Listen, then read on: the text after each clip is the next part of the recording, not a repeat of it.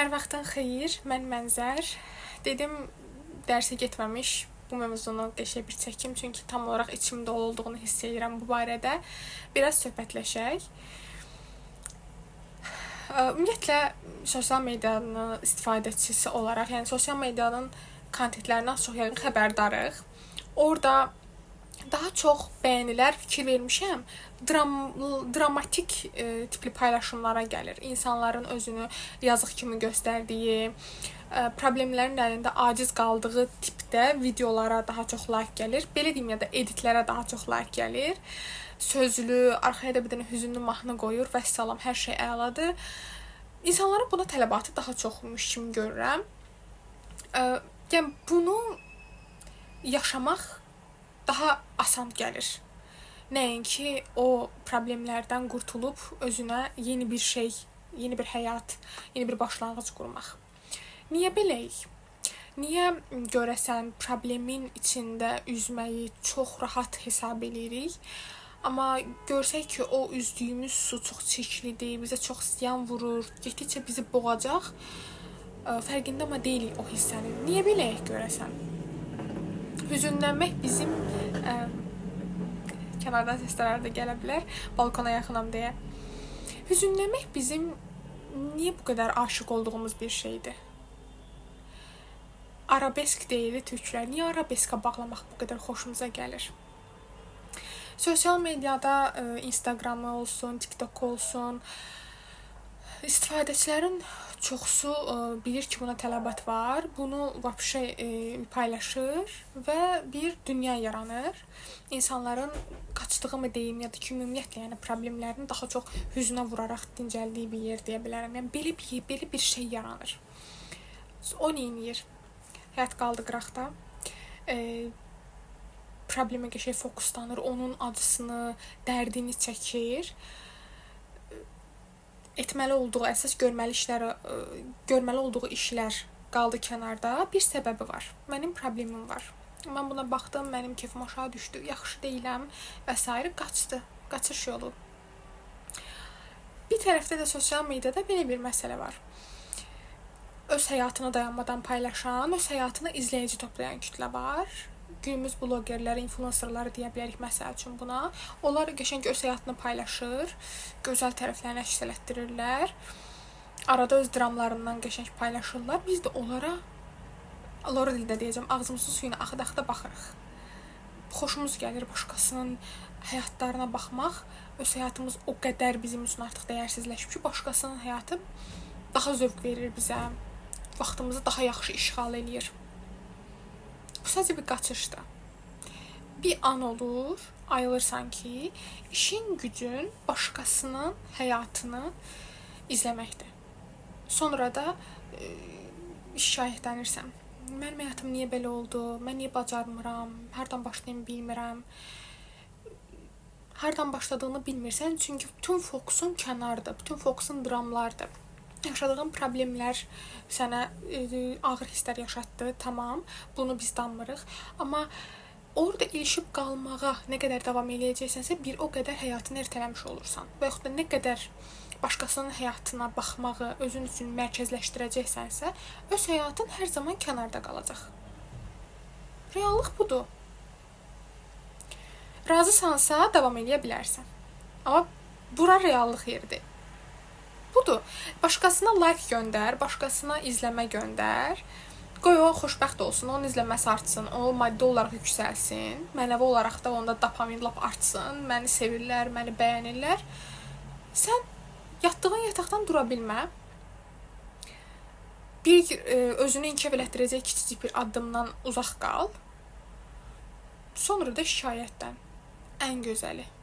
Vicdan rahatlığı. Müvəqqət təbii ki. Hara qədər?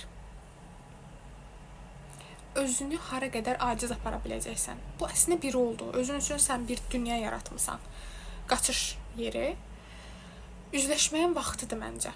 Zaten bu videoya baxırsansa, bura qədər gəlib çıxmısansa, həyatın özü də səni ayıltmağa çalışır. Bunu bir mesaj olaraq qəbul edə bilərsən.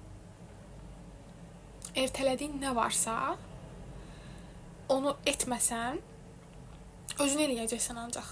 və yaxud da hər hansı bir sehirli qüvvə o sürüşdürürsən nə qədər paylaşımları, onların arasından anidən bir paylaşım parıldamayacaq.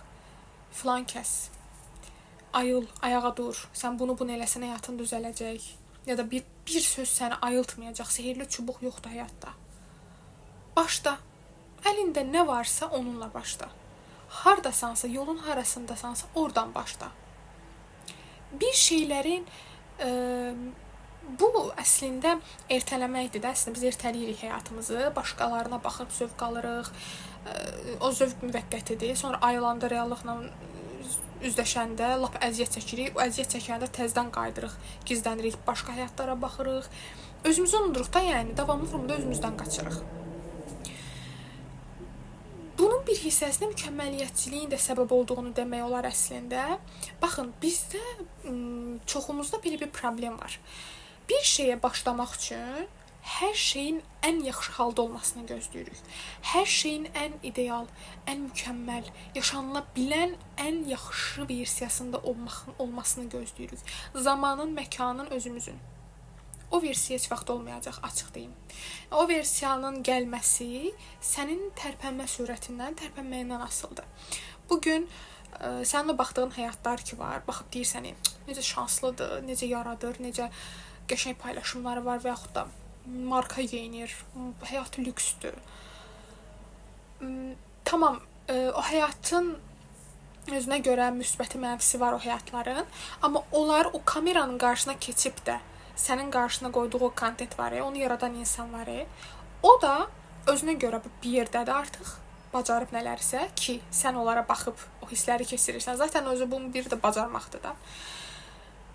Götürüb o da ayda bir gündə, sayda bir gündə bir şeyin olmasını gözləmədən, bir şeyin xüsusi bir işarənin gəlməsini gözləmədən başlayıb. Başlayıb ki, indi bu qədər sənə təsir eləyə bilir. Və yaxud da xüsusi bir şəxsiyyətlər də sadalamaq olar. Yəni, ancaq sosial media istifadəçilərindən çıxaq da, bəyəndiyin, yaradıcılığını bəyəndiyin, yazar ola bilər bu, bir peşə sahibi, hər hansı bir sahənin mütəxəssisi ola bilər. Onlardan qibdə etdiyin şəxslər varsa, əmin ol ki, onlar əllərində olanla başlayıblar. Heç kim öz üçün yaranan xüsusi hazırlanmış yolla gəlib çıxmayıb bugünə. Bir sahə deyək ki, indi oxuyursan, bir ixtisasdasansa, ya da ki, bir ixtisasın xəyalını qurursansa, istərsiniz də araşdırar da bir insan bu sahənin ən yaxşısı kimdir və yaxud da ətrafımızdan məsləhət ala bilərik, tanıdığımız ola bilər, tanımadığımız ola bilər. O insanların bugünkü ən yaxşı versiyaları bizə nümunədir. Yəni, bu halı görürük ki, ən yaxşı halındadır, bizə də nəsihətlər verir, yeri gələndə elə insanlar, ya da həyatlarına baxıb, bioqrafiyalarına baxıb özümüz araşdırırıq. Onlar bugünə bəsit formada çatmayıblar onsuz. Hazır formada heç nə qarşılarına gəlməyib. Sadəcə olaraq biz onların bugün hazır hallarını görüb onlara qibdə eləyirik. Onlar da bir vaxtlar bizim kimi arada qalırdılar, düşüncələri gedib gəlirdi, başlayım, başlamayım, qorxuları, bacarmaram görəsən, nə ola bilər, görə necə eləyə bilərəm, bəlkə eləyə bilmədim, bəlkə biabır oldum, birdən mənə güldülər. Bu hissləri onlar da yaşayıblar. İnanın mənə, o baxıb qibdə etdiyimiz, bəyəndiyimiz, bizim həyatımızı donduran o həyatlar ki var, öz təsir altına alan, bizi yatağa daha da yapışdıran, bizim yerimizdə sayılmağımıza səbəb olan, o həyatlar da bizim keçdiyimiz yollardan keçib. Yəni, onlar da bizim indiki həyatımızın olduğu hissədən çıxıblar.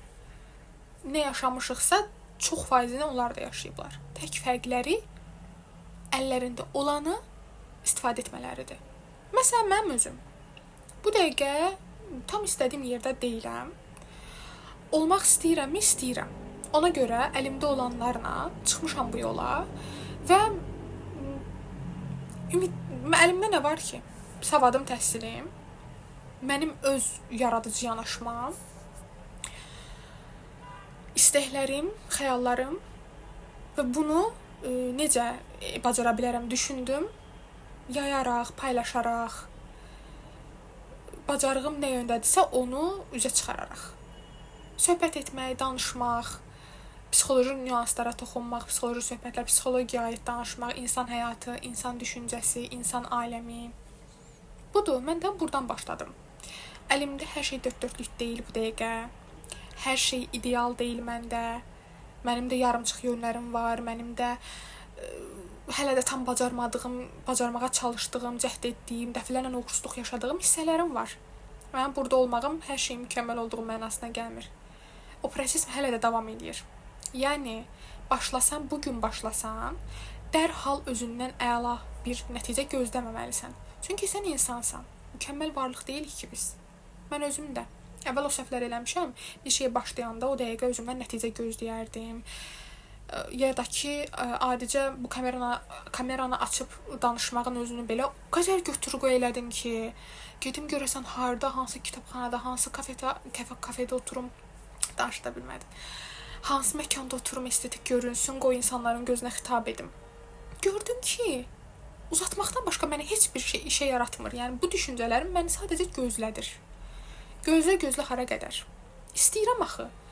İçindən bir şeylər çıxmaq istəyir, ötürmək istəyirəm, danışmaq istəyirəm, aktivlik. Bunun önünü gördüm, artıq kəsə bilmirəm. Niyə önümü kəsim ki?